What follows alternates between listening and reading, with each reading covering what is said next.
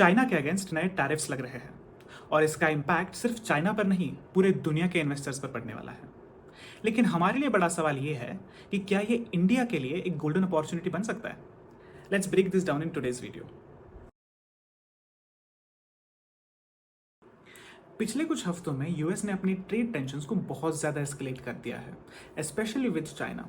और यहाँ पर हम कोई छोटी मोटी ड्यूटीज़ की बात नहीं कर रहे, we are talking about massive import levies.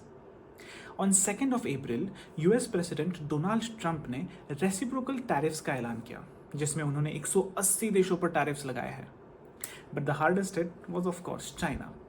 US ने as on 13 April Chinese imports पर 145% तक टैरिफ्स लगाए हैं एंड चाइना ने रिटेलिएट किया है विद 84% टैरिफ्स। और चाइना सिर्फ टैरिफ्स बढ़ाकर रुका नहीं है, चाइना ने कहा है that we will fight to the end. और उसी के साथ चाइना ने एक फॉर्मल कंप्लेन भी फाइल कर दी है डब्ल्यूटीओ में against the legality of US tariffs. अब सवाल ये उठता है कि अमेरिका आखिर ये कर क्यों रहा है। तो यूएस एडमिनिस्ट्रेशन से जो रीजंस मिले हैं they are multifaceted, but the reason that stands out is that they want to bring manufacturing back to America so that America में ज़्यादा एम्प्लॉयमेंट अपॉर्चुनिटीज़ पैदा हो। बट अगर अमेरिका को मैन्युफैक्चरिंग अपने कंट्री में लाना है तो फिर वो दो चीज़ें कर सकता है। One is to incentivise the companies to set up their manufacturing in America, और disincentivise the companies to continue their production in other countries. America tariffs बढ़ा के दूसरी चीज़ कर रहा है। America is disincentivising manufacturing companies to continue their production in countries like China and Vietnam.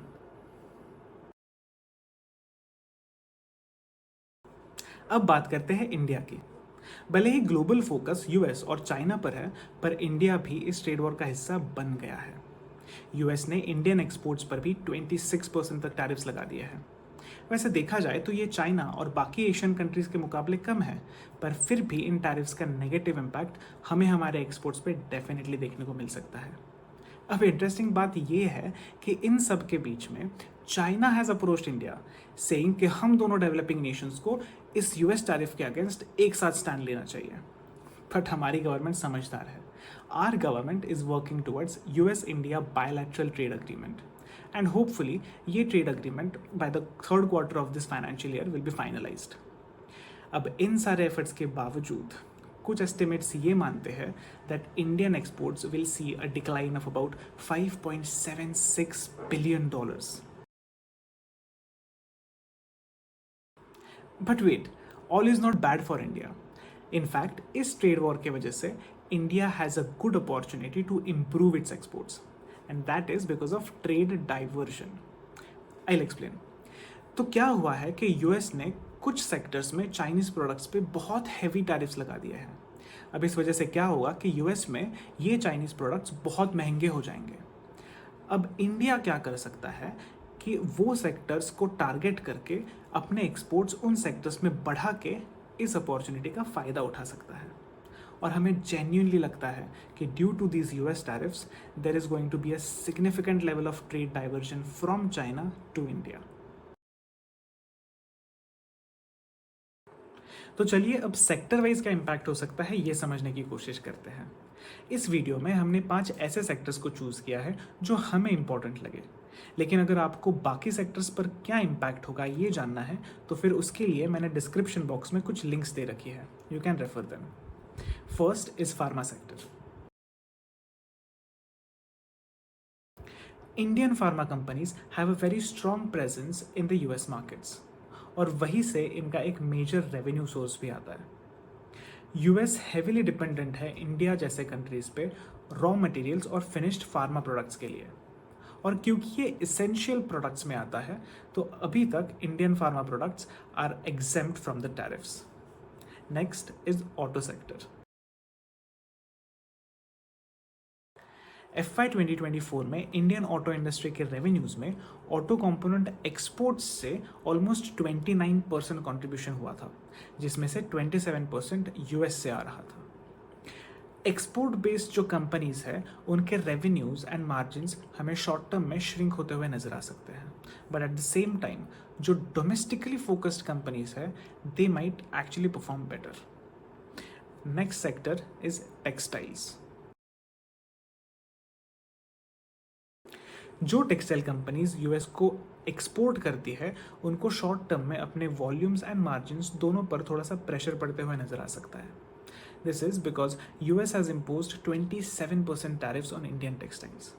लेकिन ये हमारे कंपेरेटर्स जैसे कि चाइना, वियतनाम और बांग्लादेश इनके टैरिफ्स से कम है। तो इसलिए हमें लगता है कि in the long term India can improve its market share and India can actually become a preferred sourcing destination as compared to its competitors. Next sector is electronics. US tariffs के वजह से डिमांड एंड प्राइसिंग पर तो impact पड़ेगा, लेकिन कुछ experts ये भी मानते हैं that India is in a slightly advantageous position, क्योंकि हमारे ऊपर as compare to our competitors कम टैरिफ्स लगे हैं, तो इंडिया को ट्रेड डाइवर्जन का फ़ायदा मिल सकता है। कुछ इंडियन कंपनीज जैसे कि डिक्सन टेक को तो उनके one of the major clients ने अपनी मैन्युफैक्चरिंग कैपेसिटी बढ़ाने के लिए तक बोल दिया है। Now the next sector is IT. क्योंकि आईटी सेक्टर सर्विसेज के अंडर आता है तो आईटी सेक्टर पर डायरेक्ट टैरिफ्स तो नहीं लगे हैं, लेकिन अगर यूएस में बजट टाइटनिंग होता है और प्रोजेक्ट्स डिले हो जाते हैं तो उसका नेगेटिव इम्पैक्ट हमें हमारी आईटी कंपनीज के रेवेन्यूज और डील पाइपलाइंस पे नजर आ सकता है। अब ऐसे ग्लोबल टेंशन्स के समय में इन्वेस्टर्स को क्या करना चाहिए? तो सबसे पहले ये समझ लो that volatility is here to stay, और इस समय हमें लगता है that investors should focus on companies with good domestic demand या फिर focus on sectors which will benefit from trade diversion. For example electronics manufacturing. अगर कोई ट्रेडिंग करता है तो आइडियली ऐसे सिचुएशन में ओवरनाइट पोजीशन जितनी हल्की हो उतनी बेटर, बट अगर कोई पोजीशन कैरी करनी ही है तो प्लीज़ उसको डेफिनेटली हेज करके जाना।